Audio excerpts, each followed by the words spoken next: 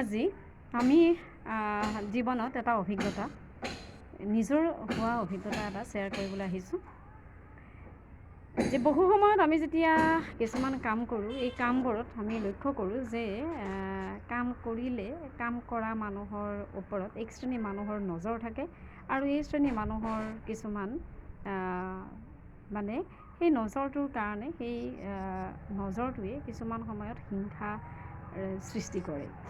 এই হিংসা নাইবা জ্বলন মানুহৰ চাৰিত্ৰিক এটা দিশ কিন্তু কাৰণ মানুহ ভগৱান নহয় আৰু যদি ভগৱান হয় তেন্তে সেইবোৰ নাথাকে কাৰণ মানুহে আশা কৰে আৰু আশা কৰাৰ কাৰণে সম্ভৱতঃ হিংসা জ্বলন ইত্যাদিবোৰ থাকে।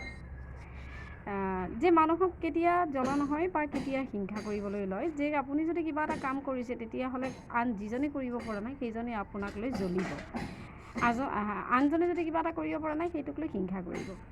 কিন্তু জীৱনত এনে কিছুমান মুহূৰ্ত থাকে যে আপুনি কিছুমান কাম কৰিয়ে আছে আৰু কণ্টিনিউ কৰিছে কিন্তু ডিছকণ্টিনিউ কৰি এক শ্ৰেণীৰ মানুহ তেওঁলোকে বহি আছে জীৱনত। যিটো সময়ত আপুনি কষ্ট কৰিছে সেইটো সময়ত আনে কিন্তু আৰাম কৰিছে, যিটো সময়ত আপুনি কষ্ট কৰিছে সেইটো সময়ত কিন্তু তেওঁলোকে আড্ডা মাৰিছে।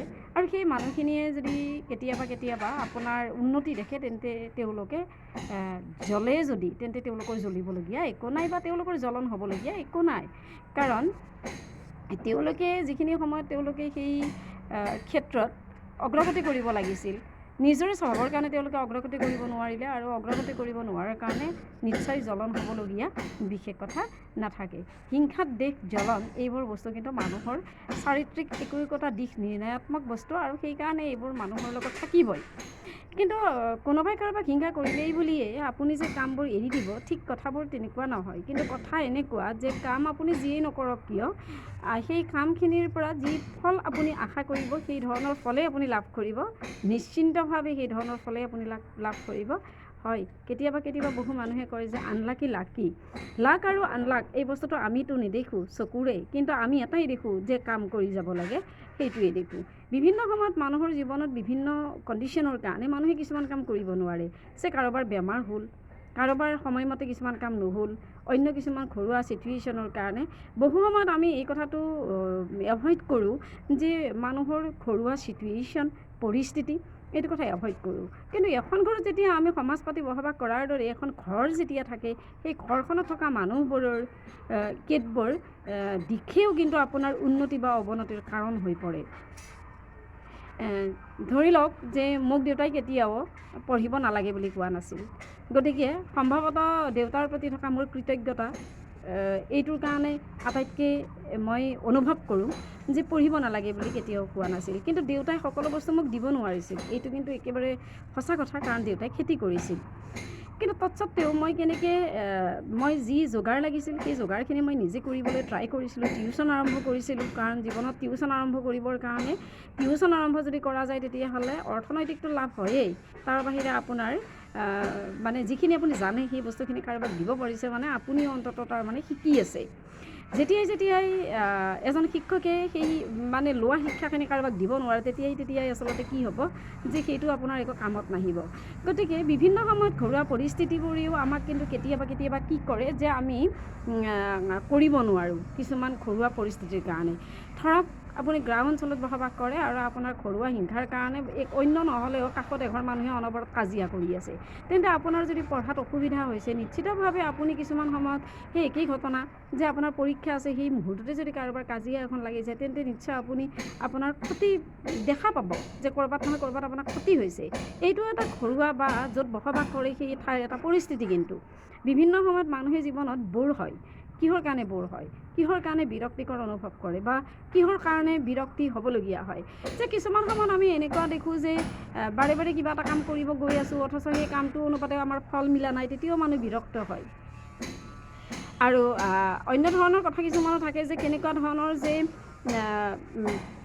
সেই অঞ্চলটোত কোনো তেনেধৰণৰ কাৰোবাক দেখি পেলাই অগ্ৰগতি কৰিবলগীয়া কোনো ৰোল মডেল নাই, কাৰণ আমি জানো যে হায়াৰ ছেকেণ্ডাৰী লেভেল বা এনেকুৱা ধৰণৰ সময়ছোৱাত বীৰ পূজা কৰে। মানে বীৰ পূজাটো এইটো এটা মানে মাধ্যমিক শিক্ষা, যিটো মানে শিক্ষা, সেই শিক্ষাত কিন্তু কি হয় যে একোজন হিৰক আমি পূজা কৰোঁ। কেনেকুৱা ধৰণৰ সেই হিৰ'বোৰ, সেইটো অৱশ্যে এডুকেশ্যনৰ এটা বেলেগ পাৰ্ট, তৎসত্ত্বেও মই বাৰু ইয়াৰ মাজতে সামৰি থৈ দিলোঁ। গতিকে নিশ্চয় চব মানুহৰ কাৰণে জীৱনত একো ৰোল মডেল থাকে। হায়াৰ ছেকেণ্ডাৰী লেভেল মাত্ৰ 15-16 বছৰ বয়সত যেতিয়া আপোনাৰ সন্মুখত এটা ৰোল মডেল নাথাকে, আপুনি বিচাৰি নাপায়, এটা গ্ৰাম্যাঞ্চল বা আপুনি থকা ঠাইখিনিত যদি এটা ৰোল মডেল আপুনি বিচাৰি নাপায়, তেতিয়াহ'লে আপুনি কিহৰ দ্বাৰা অনুপ্ৰাণিত হ'ব? আৰু আপুনি যদি অনুপ্ৰাণিত হোৱা নাই, তেন্তে আপুনি তেন্তে সেই ঠাইৰ পৰিৱেশ আৰু পৰিস্থিতিৰ মাজেৰে কেনেকৈ আপুনি অগ্ৰগতি কৰিব? বহু সময়ত তেনেকুৱা ধৰণৰ কাৰ্যবোৰেও আচলতে তেনেকুৱা ধৰণৰ চিটুৱেশ্যন, পৰিস্থিতি আৰু পৰিৱেশ, বসবাস কৰাৰ পৰিৱেশেও কিন্তু আমাক পাছফাললৈ টানে। গতিকে এই কথাবোৰো কিন্তু সাঙুৰ খাই থাকে। তাৰ বাহিৰেও জীৱনত এনে কিছুমান মুহূৰ্ত হয় যে আপুনি সকলো ফালৰ পৰা পৰিপূৰ্ণ, তৎসত্ত্বেও আপোনাক লৈ কোনোবাই চিন্তা কৰে, যে কোনোবাই আপোনাৰ কথা বেলেগ ধৰণে ভাবে, আপোনাৰ কথা বেলেগ ধৰণে, আপোনাক কেন্দ্ৰ কৰি সন্তুষ্ট নোহোৱা মানুহ বহু থাকিব পাৰে। মই সেইটোকেই কৈছোঁ যে আপুনি সম্পূৰ্ণৰূপে পৰিপূৰ্ণভাৱে আপুনি নিজৰ অৰ্থনৈতিক ইনকামেৰে আপুনি চলিছে, তৎসত্ত্বেও আপোনাক লৈ অসন্তুষ্টি প্ৰকাশ কৰা মানুহ বহুত থাকিব পাৰে। যে আৰু সেই অসন্তুষ্টিটো আপোনাৰ বিভিন্ন কাৰণত হ'ব পাৰে মানুহৰ। গতিকে সেইটো মাত্ৰ ভাবিবলগীয়া কথা নহয়। আৰু তাক কেন্দ্ৰ কৰি যদি কোনোবাই আপোনাক হিংসা কৰিব লৈছে, আপোনাক যদি কোনোবাই সেই হিংসাৰ দৃষ্টিভংগীৰে আপোনাক লৈছে বা নেতিবাচক দৃষ্টিভংগীৰে লৈছে, আপুনি নিশ্চয় তাক মানে সেই সুযোগটো দিয়ক। কাৰণ আপোনাৰ জৰিয়তে তাৰ সুযোগটোহে নষ্ট হ'ব। জীৱনৰ যিখিনি অপৰচুনিটি আছিল, সুযোগ লাভ কৰিব লাগিছিল, আপোনাৰ লগত লাগি থাকোঁতে সেই সুযোগটো নষ্ট হ'ব। গতিকে হিংসা যদি কোনোবাই কৰিছে আপোনাক, বা হিংসা কৰিব নলগা স্বত্বেও আপোনাক কৰিছে, তেতিয়াহ'লে আচলতে ভগৱানে দিয়া এটা নাইবা এটা বিশেষ ধৰণৰ আপোনাৰ কিবা আছে বুলি আপুনি ভাবক। আৰু হিংসা কৰা মানুহকেইটাই আপোনাৰ একোৱেই নাই, ধৰক আপোনাৰ কিছুমান কাম নহ'ল, ফিচিঙে সেইবোৰৰ কাৰণে ধৰক মানে কেতিয়াবা কাৰোবাৰ উপযুক্ত সময়ত বিভিন্ন মানে কাম নঘটে। গতিকে সেইবোৰক লৈ মানুহে আলোচনা বিলোচনা কৰে। কিন্তু মানুহে আলোচনা বিলোচনা কৰি পেলাই যদি সহায় কৰিব নোৱাৰে, কিয়নো আলোচনা কৰিব লাগে? গতিকে আপুনি সদায় এটা কথা মনত ৰাখিব, বি পজিটিভ। আপোনাক যদি কাৰোবাৰ আলোচনাই অলপো আপোনাক মানে প্ৰভাৱান্বিত কৰা নাই, আপোনাক সহায় কৰা নাই, তেতিয়াহ'লে সেই আলোচনাক আপুনি পাত্তা নিদিলেই হ'ল, আপুনি গুৰুত্ব নিদিলেই হ'ল। হয়, বতাহত বহু পাত উৰে, বহু গছৰ পাত উৰে, আৰু বহু গছৰ পাত নসৰিবলগীয়া পাতো সৰে। গতিকে আপুনি সেইটোৱে মন কৰিবচোন, যে কেতিয়াবা সৰিবলগীয়া পাতো সৰে, নসৰিবলগীয়া পাতো সৰে, কিন্তু বতাহজাকৰ প্ৰতি জানো গছে খং কৰা আমি দেখোঁ। গতিকে তেনেকুৱা ধৰণৰ এটা মানসিকতালৈ হিংসা, জ্বলনবোৰ এৰি চলিব লাগিব। আৰু জীৱনত হয়তো সেই কামখিনি কৰিব পাৰিলেই, সেই স্থিৰভাৱে আপুনি থাকিব পাৰিলেই,